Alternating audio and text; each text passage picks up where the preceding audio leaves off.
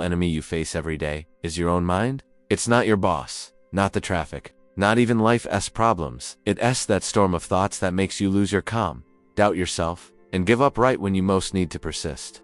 Marcus Aurelius knew this almost 2,000 years ago. While ruling the greatest empire in the world, he fought a silent war, not against armies, but against his own emotions. And perhaps that's why, even surrounded by power and glory, he didn't see himself as a king, but as a student of the mind, because he understood something most people still haven't realized. The true battle doesn't happen out there, it happens within you. There's something deeply provocative about the life and thought of Marcus Aurelius, the emperor who ruled Rome with a sword in one hand and a notebook of reflections in the other. He had absolute power over millions, yet spent his nights in silence, writing to himself about humility, discipline, and serenity, as if he sought to conquer the only enemy that truly mattered, his own mind. And here lies the paradox few dare to face. What's the point of conquering the world if you lose control over your own thoughts? That question, written nearly 2,000 years ago, still echoes powerfully in our modern age, where people drown in distractions, comparisons, and the constant fear of not being enough. Marcus Aurelius would be, today, the kind of man who wouldn't post a perfect life,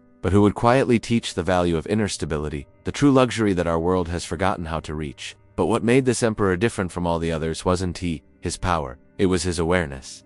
He understood that ruling an empire was easy compared to ruling himself. While other leaders chased glory, he pursued balance. While the world praised brute strength, Marcus cultivated the strength of the mind. And perhaps that's exactly why his meditations remain alive today. Because they speak to a part of us that still longs for control, serenity, and meaning. He lived surrounded by betrayals, wars, and epidemics, yet remained calm, knowing that everything that truly matters lies within. And you, have you realized how much your inner peace depends more on how you think than on what happens around you? Here's the controversy. Marcus Aurelius believed that suffering doesn't come from events, but from the opinions we form about them, and that directly challenges the way we live today.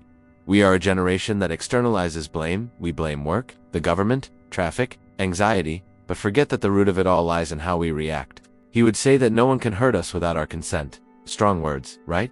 Maybe that's why so many consider him the spiritual father of modern resilience. He didn't talk about positive thinking, but about clear thinking. And clarity is power, the kind of power that doesn't depend on status, but on consciousness. You may never have stopped to realize that the secret to serenity lies precisely in accepting what cannot be changed. Marcus Aurelius called this amor fati, love of fate. It's the art of embracing the inevitable with wisdom, instead of resisting it with frustration. And if you apply this in real life, you'll witness something extraordinary. Chaos stops being your enemy and becomes your teacher. How many times has a difficulty actually been the push you needed? How many times did what seemed like the end become a new beginning? He knew this. That's why, instead of lamenting, he learned. Instead of complaining, he adapted. This video is an invitation not to admire Marcus Aurelius as a historical figure, but to learn to think as he did. Because the truth is, if you master your mind, nothing else can master you. And that's exactly what we are going to explore now. The 5 pillars that shaped his philosophy and made him an eternal symbol of serenity amid chaos. Get ready to dive into teachings that unite ancient wisdom, modern science, and practical insight for real life. And if you believe that self-mastery is the path to freedom, hit like and subscribe now, because what comes next might completely transform the way you face your challenges. Marcus Aurelius understood something most people still struggle to see. The real battle doesn't happen outside us, but inside the mind. He said, the soul becomes dyed with the color of its thoughts. And that metaphor captures one of the deepest human truths. What we cultivate in our minds eventually manifests in our lives. When the mind is dominated by fear, anxiety, or anger, the world feels like a battlefield. But when it's guided by reason and serenity, even chaos becomes a place for learning. The emperor saw the mind as a sacred temple, and caring for it was an act of devotion to existence itself. This view connects directly with what modern neuroscience confirms. Our thoughts shape our behavior, influence our emotions, and determine the course of our decisions. Thus, learning to control the mind is, in practice, the most direct path to emotional freedom and, consequently, to true inner peace. For Marcus Aurelius, controlling the mind didn't mean suppressing emotions or pretending calm in the face of pain, but observing each feeling with clarity, without being carried away by it. It sets the same principle found in modern mindfulness practices and cognitive behavioral psychology, to recognize thoughts without merging with them. He believed that suffering doesn't come from events, but from the interpretation we give them. When someone offends you, for example, it's not the offense itself that causes pain, but the meaning you attach to it. Surrounded by intrigue and war, the Roman emperor sought to maintain a rational gaze and a balanced heart, reminding himself that nothing external holds power over what we choose to think. That idea is liberating because if the source of suffering is within us, so is the cure. and that completely changes how we face the world. In modern life, applying mental control can mean the difference between reacting impulsively and acting wisely. Imagine being stuck in traffic, late, with your phone buzzing and your mind racing with worries. The chaos is the same for everyone, but interpretation changes everything. What one person sees as torment, another sees as a chance to breathe, reflect, and reconnect with the present. That's the power of mental discipline, choosing your response instead of being enslaved by reaction. Marcus Aurelius treated this as a daily exercise, like training an inner warrior. He knew that the mind, left unguarded, becomes a dangerous enemy. That's why self-mastery was his most valuable shield, protecting him from his own impulses and allowing serenity even in the midst of storms. But make no mistake, mastering the mind is an art of patience and repetition, not a natural gift. Marcus Aurelius faced sleepless nights, doubts, and the pressure of leading an empire at war. Even so, he wrote reminders to himself about serenity. Don't let the noise of others' opinions drown out the voice of your reason. That shows that even the most powerful man in the world needed to look inward. Mental control, therefore, isn't about rigidity, but conscious self-command, observing thoughts like passing clouds. They come, change, and disappear. The problem arises when we identify so deeply with them that we forget who stands behind them: the observer, the rational being, the one who decides what truly matters. Training that awareness is what turns the mind from a source of torment into a tool of peace. When Marcus Aurelius spoke of serenity, he wasn't asking us to be cold, but to be lucid. For him, serenity was a form of courage, the courage not to be contaminated by others' chaos, to remain calm when everything invites anger, and to stay just when it would be easier to give in to impulse. This rational serenity is what sets apart those who are free from those who are slaves to their emotions. Imagine what your life would be like if you could go an entire day without being shaken by criticism, anxiety, or haste.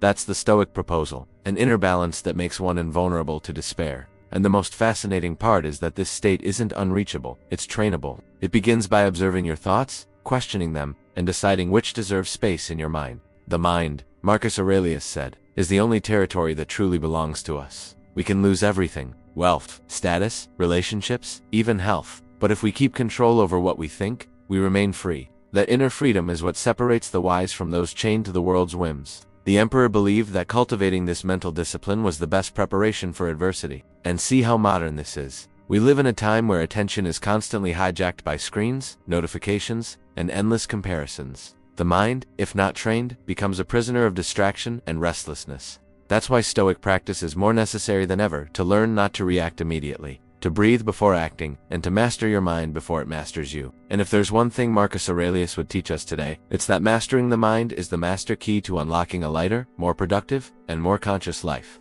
He would challenge you with one question: do you rule your mind, or does it rule you?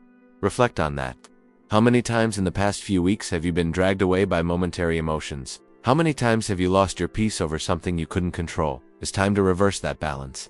Start today by observing the flow of your thoughts and consciously choosing which ones you will allow to blossom. Train your mind to respond with serenity, not despair. And if this message is making you reflect like this video, share it with someone who still lives enslaved by their own mind and comment below. Do you believe you have mastery over your thoughts, or do they still master you? Marcus Aurelius understood that one of humanity's greatest illusions is the belief that anything in this life is permanent. He observed, with the gaze of someone who carried the weight of an empire and the soul of a philosopher, that everything that is born is destined to change. To him, impermanence was not a tragedy, but a natural truth, a constant reminder that nothing truly belongs to anyone, not even time itself. Everything passes, he wrote, even the power of emperors. This awareness didn't make him apathetic. It freed him from the attachment that enslaves the modern mind. When we accept that beauty fades, that success shifts, and that even pain has an expiration date, we begin to live more deeply and with less despair. Impermanence, when understood, ceases to be an enemy. It becomes a silent ally that teaches us to savor the present moment. Because the present is all that truly exists. He saw in life's transience a call to humility. How many leaders, artists, and thinkers once believed their glory would last forever? Today, many of them are just names in history books. Marcus Aurelius knew this, and perhaps that's why he was never blinded by power. He understood that fame is like a capricious wind. One day it blows in your favor, the next it disappears without warning. By embracing impermanence, he found serenity amid loss and balance amid victory. After all, everything that comes, goes, and everything that goes, makes space for the new. This is the silent law that moves the universe. Seen from this lens, even hardship becomes temporary, and that realization alone is liberating. Yet it's fascinating how the human mind fights against this truth. We want pleasure to last forever, love to never change, and our bodies to defy time. Even Marcus Aurelius wrestled with this. He loved deeply, lost deeply, and yet wrote in his meditations that true love is not the desire to possess something forever, but gratitude for having experienced it. It's a timeless teaching. When we accept that things change, we stop suffering for what leaves and start appreciating what was. It is like looking at a flower and admiring it precisely because we know it won't bloom forever. Impermanence, in that sense, is what gives life its flavor and meaning. Modern psychology confirms this ancient wisdom. Studies show that prolonged suffering often stems from resistance to what is inevitable, the attachment to how things should remain. When someone loses a job, a relationship, or an opportunity, the pain rarely comes from the loss itself, but from the image they held of it. Marcus Aurelius, centuries before neuroscience, already intuited this truth. He taught that the secret lies in dancing with fate, not fighting it. Just as a river doesn't resist its own current, we too should learn to flow. This movement of acceptance is not weakness, it is strength. The kind that allows life to unfold without destroying the peace within us. Paradoxically, impermanence doesn't make life less valuable, it makes it more precious. Think about it. If you knew this would be your last sunset, wouldn't you watch it more intently? If you knew it was your final conversation with someone, wouldn't you listen more deeply? Awareness of transience awakens us to the urgency of the present. Marcus Aurelius called this living according to nature, living in harmony with the flow of things. It means stopping the fight against time and learning to honor the moment. His philosophy doesn't just teach us to accept endings, but to celebrate transitions, to see beauty even in winter, purpose even in decline. In our modern world, where everything moves at a frantic pace, the idea of impermanence is a true antidote to anxiety. We live afraid of losing our jobs, our looks, our love, our youth, but forget that what truly matters isn't what remains unchanged, but what transforms within us. When we grasp that everything evolves, we begin to value time, authenticity, and presence far more. As Marcus Aurelius might whisper through the centuries, everything time takes away, wisdom returns in another form. He was a living witness to the impermanence he preached. Marcus Aurelius saw the Roman Empire, the mightiest symbol of human power, begin to crumble. Internal wars, corruption, plague, and fragile borders revealed that even the greatest empire was not immune to time. It's almost poetic to imagine the emperor writing his meditations amid chaos, reflecting on transience while the world around him decayed. He understood that the empire, like the human body, was bound to fade. But this understanding didn't bring despair, it brought enlightenment. He knew that collapse is part of the natural rhythm of life. Centuries later, history proved him right. Rome, once ruler of the world, became ruins visited by tourists. The city still whispers, silently, the stoic truth, nothing lasts forever. And modern science echoes that same wisdom. Quantum physics and evolutionary biology affirm that everything is in constant transformation from human cells to the stars themselves. Even fame, that most fleeting illusion, follows the same pattern. What shines today will be forgotten tomorrow. Marcus Aurelius understood this deeply, and that's why he sought not glory, but virtue. For while everything dissolves, good deeds endure. Etched in the invisible fabric of human history like flames, the passage of time cannot extinguish. And here lies the bridge to his next great lesson. If everything is temporary, what remains is humanity's true mission. Marcus Aurelius believed that the purpose of life went beyond possessions or prestige. It was in doing good as a natural duty. For if nothing, imagine the impact if each of us asked ourselves the same question before going to sleep. An inspiring example of this mindset is how Marcus Aurelius handled power. Even as the most influential man in the world, he treated servants, soldiers, and citizens with equal dignity, not out of vanity, but out of awareness. He knew that power is a test few pass without corruption. His leadership was ethical and compassionate, a rare balance between firmness and humanity. Instead of ruling through fear, he ruled through example, and that model of moral leadership is an urgent lesson for our times. In companies, families, and communities, the true leader is not the one who dominates, but the one who serves, not the one who seeks to be exalted, but the one who lifts others higher. Today, we live in an era where the I often outweighs the we, but Marcus Aurelius would remind us that no personal achievement has value if it doesn't benefit the collective. He would urge us to see the world as an interconnected web, where every selfish thought echoes like a crack in the structure of humanity. Doing good, therefore, is also an act of intelligence, because by improving the world, we secure our own inner peace. It's no coincidence that great modern minds like Viktor Frankl and Albert Schweitzer echoed this same philosophy. Serving others is the surest path to finding meaning in life. The beauty of this teaching is that it challenges us to act even in moments of exhaustion. Marcus Aurelius, weary after long military campaigns, still found time to meditate on how to be more just, more patient, more human. He saw kindness as an invincible force, something that no political crisis, betrayal, or tragedy could destroy. Doing good, to him, was a form of silent revolution, and that revolution is still possible today. Beginning with small acts that transform the social fabric, listening without judging, forgiving without humiliating, helping without expecting anything in return. And perhaps the secret lies right there, in understanding that goodness is a reflection of love for life. When we choose to act with empathy, we align ourselves with the natural order of the universe. The very order Marcus Aurelius so deeply revered. He doesn't call us to be saints, but to be conscious beings, people who understand the impact of their actions. So before you sleep, ask yourself, what did I do today to make the world a little better? And if this message made you reflect, leave a comment, sharing one action you put into practice today, and share this video with someone who needs to remember the power of a simple gesture. Reflecting on the acceptance of fate, Marcus Aurelius presents one of Stoicism's most profound and liberating concepts, amore fati, the love of one's destiny. He didn't see life as a game of luck or chance, but as a stage carefully woven by nature, where every event, good or bad, plays its role in the grand universal design. He believed serenity doesn't come from the absence of pain, but from the wisdom to embrace the inevitable with courage and dignity. What happens is just, if nature willed it so, the emperor said. This seemingly simple phrase holds monumental strength.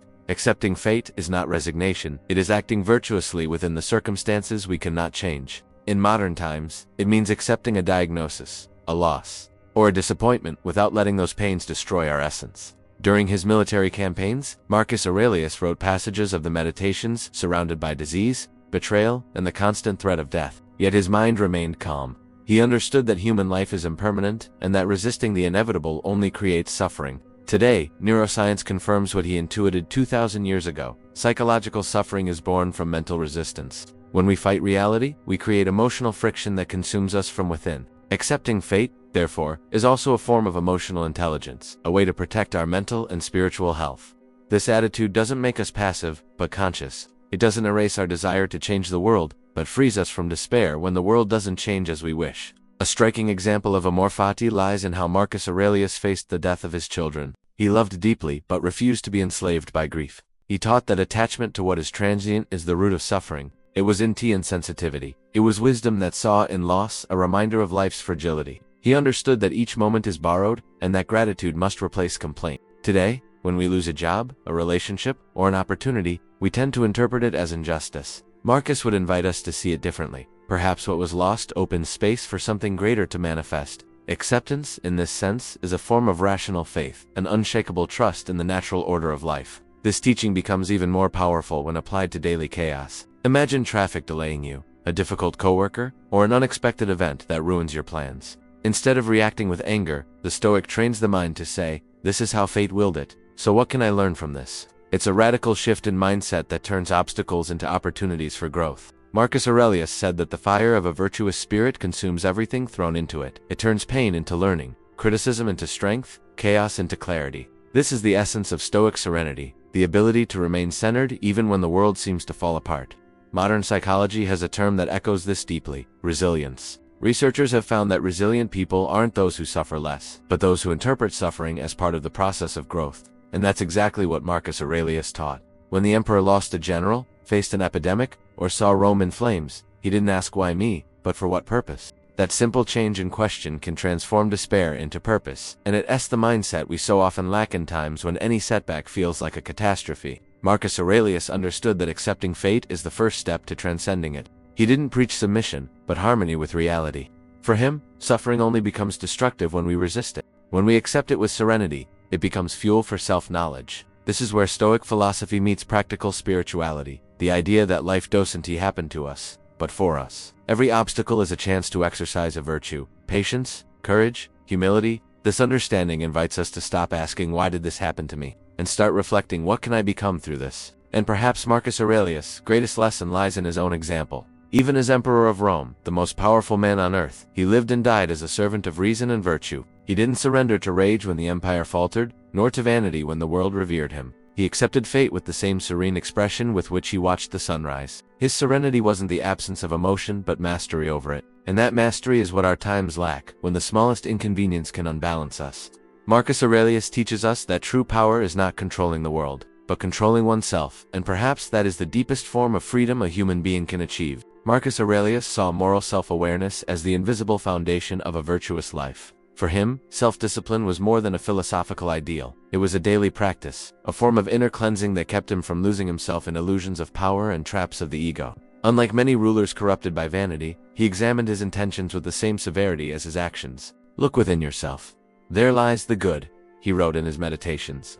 This introspection wasn't mere reflection, it was soul training. A constant reminder that true greatness is born from coherence between thought, word, and action. It's the kind of vigilance the modern world, distracted by screens and comparisons, seems to have forgotten the habit of asking at the end of the day. Was I true to what I believe today? Every night before sleeping, Marcus Aurelius reflected on his actions, where he failed, where he was impatient, where he could have been more compassionate. This simple act of self-analysis kept him anchored in virtue, even amidst the chaos of ruling an empire. He knew that the most dangerous evil wasn't external, but grew within one's own heart. Interestingly, this Stoic practice aligns with modern neuroscience. Mentally reviewing the day before sleep strengthens emotional memory and reduces anxiety, creating a sense of purpose and progress. In other words, the emperor was applying, 2,000 years ago, what we now call moral mindfulness. This daily self-reflection prevents small flaws from becoming vices. It preserves integrity even when no one is watching.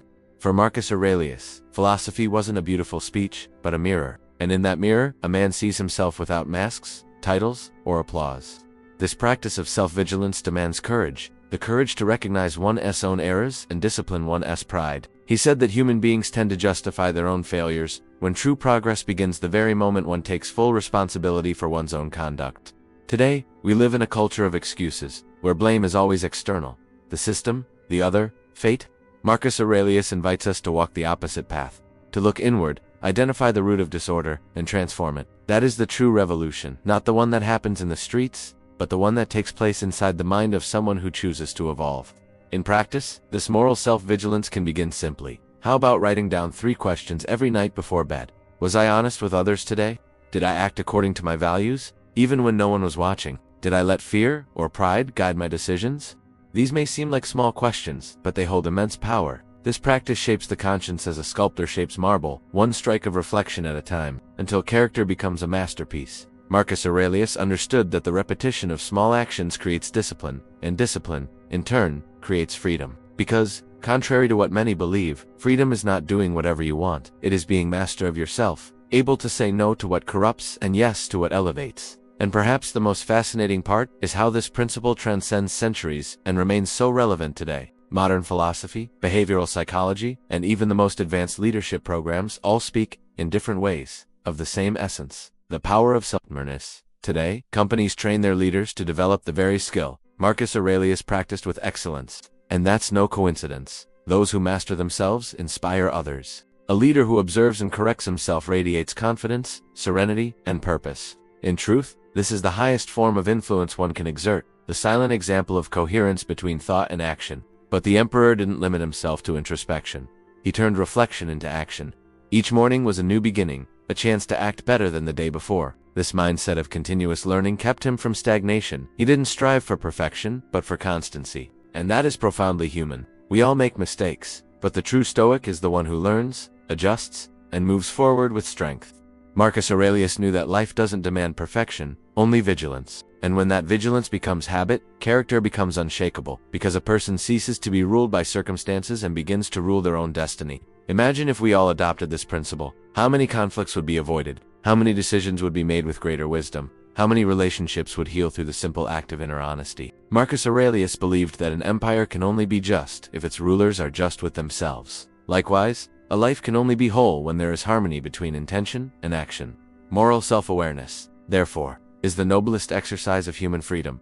Being loyal to your own conscience, even when the whole world walks in another direction. There's something profoundly transformative about realizing how alive Marcus Aurelius' words remain, even after nearly 2,000 years. He showed us that the mind, when well guided, is the most powerful of all empires, capable of withstanding wars, losses, betrayals, and uncertainty. But are we truly applying this, or just admiring his ideas as if they were untouchable relics on the shelf of time? It's time to look within and be honest. Have you been ruled by circumstances, or have you ruled your mind? Because, believe it, every thought you nurture builds or destroys the empire of your serenity. Mental control is not a spiritual luxury, it's emotional survival in a world that feeds on chaos. And when he warns us about impermanence, it isn't to sadden us, but to set us free.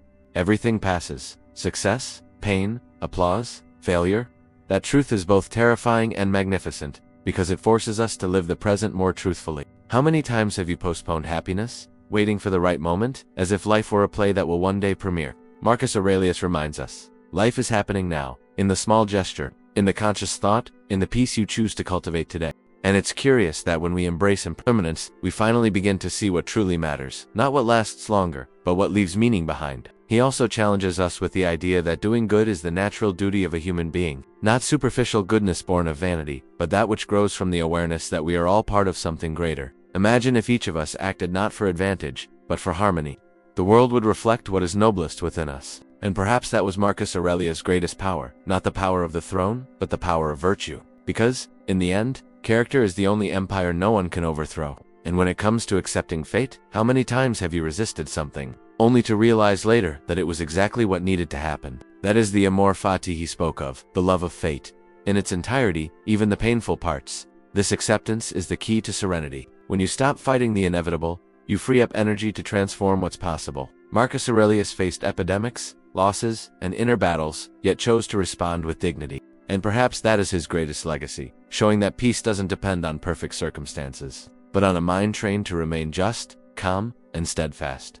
There lies moral self-vigilance, a daily invitation to honesty with oneself. Marcus Aurelius wrote his meditations not for the world, but for his own heart. He reviewed his faults, gave thanks for his inner victories, and began again, day after day. And that is what true wisdom requires: consistency, not perfection. How often do you end your day reflecting on who you were and how you could improve? Stoic philosophy isn't just beautiful speech, it's practice, a silent training of the soul. And if the emperor of the world needed to watch his own conduct every day, what makes us think we can live without doing the same? So let this video be more than just another reflection. Let it be the beginning of a commitment, a pact between you and your mind. From today on, choose to observe before reacting, to understand before judging, and to give thanks before complaining. And if this message made you think differently, hit the like button right now. Comment on what resonated most with you, and share it with someone who needs to learn how to stay unshakable amid chaos. Because knowledge only gains strength when it's shared, and someone's serenity might depend on this message reaching them. Strengthen your mind, guard your peace, and remember, every thought is a seed shaping your destiny. May you choose to plant wisdom, serenity, and purpose every single day. Strength in the mind, peace in the heart.